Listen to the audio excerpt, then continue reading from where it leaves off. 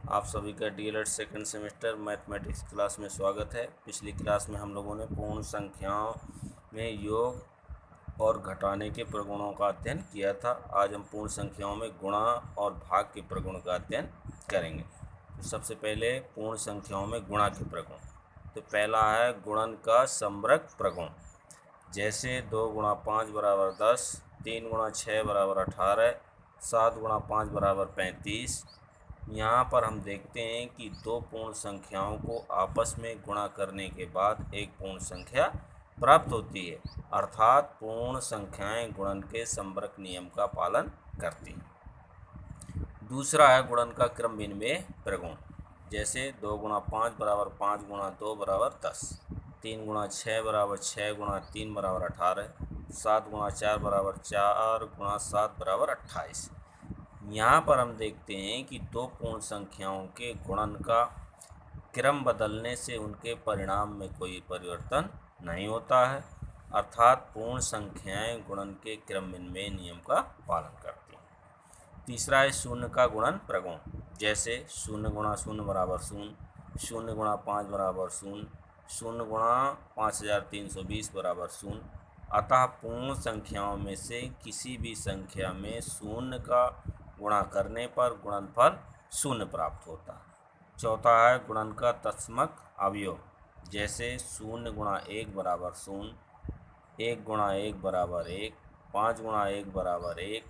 अतः पूर्ण संख्याओं में से किसी भी संख्या में 1 से गुणा करने पर वही संख्या प्राप्त होती है, अर्थात 1 को गुणन का तत्समक अवयव कहते हैं।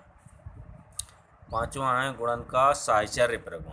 जैसे छोटा कोष्टक 5 गुणा 3 छोटा कोष्टक बंद गुणा 4 बराबर 5 गुणा छोटा कोष्टक 3 गुणा 4 छोटा कोष्टक बंद, अर्थात 5 तियाँ 15 गुणा 4 बराबर 5 गुणा 3 चौके 12, 15 चौके 60 बराबर 12 पंचे 60।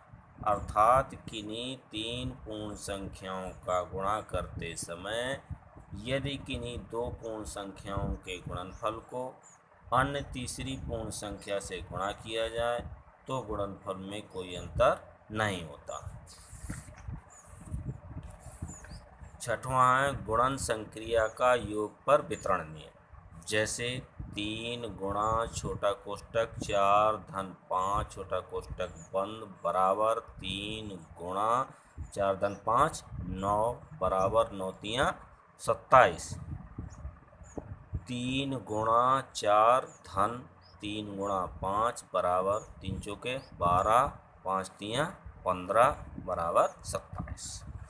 इसलिए 3 गुणा छोटा कोष्टक 4 धन 5 छोटा कोष्टक बंद बराबर 3 गुणा 4 धन 3 गुणा 5। अतः पूर्ण संख्याओं के लिए गुणन संक्रिया का योग पर वितरण नियम लागू होता है। सातवां है गुणन का घटाने पर वितरण नियम। जैसे 2 गुणा छोटा कोष्टक 5 ऋण 7 बराबर 2 गुणा 5 ऋण 7 बराबर -2, यानी कि 2 गुणा ऋण 2 बराबर ऋण 4। इसी प्रकार 2 गुणा 5 ऋण 2 गुणा 7 बराबर 5 दूना 10 ऋण 7 दूना 14 बराबर ऋण 4। इसलिए 2 गुणा छोटा कोष्टक 5 ऋण 7 छोटा कोष्टक बंद बराबर 2 गुणा 5 ऋण 2 गुणा 7।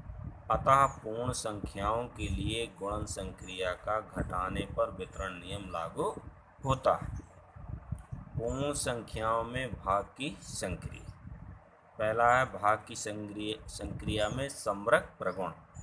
पूर्ण संख्याओं के युग्म 5, 6, 2, 5, 0, 5 और 5, 8 को लें। हम देखते हैं कि प्रत्येक दशा में प्रथम पूर्ण संख्या में दूसरी पूर्ण संख्या से भाग देने पर हमेशा पूर्ण संख्या नहीं प्राप्त होती है, अतः पूर्ण संख्याओं के लिए भाग की संक्रिया समग्रक नहीं। दूसरा, शून्य से पूर्ण संख्याओं में भाग। किसी पूर्ण संख्या में शून्य से भाग देने पर परिभाषित नहीं, अर्थात शून्य से भाग देने पर एक निश्चित संख्या प्राप्त नहीं होती। तीसरा, पूर्ण संख्याओं में 1 से भाग, जैसे 5 भागे 1 बराबर 5, 8 भागे 1 बराबर 8, 1000 भागे 1 बराबर 1000, 0 भागे 1 बराबर 0। किसी पूर्ण संख्या में 1 से भाग देने पर भागफल वही संख्या प्राप्त होती। चौथा है, शून्य में किसी शून्येतर पूर्ण संख्या से भाग। शून्येतर का मतलब शून्य से बड़ी, जैसे 0 भागे 5 बराबर 0, 0 भागे 6 बराबर 0, 0 भागे 10,002 बराबर 0। किसी शून्येतर पूर्ण संख्या का भाग शून्य में देने पर भागफल शून्य प्राप्त होता है। पांचवा है, किसी शून्येतर पूर्ण संख्या में उसी संख्या से भाग देना, जैसे 5 भागे 5 बराबर 1, 25 भागे 25 बराबर 1, 75 भागे 75 बराबर 1, अर्थात भागफल 1 प्राप्त होता है।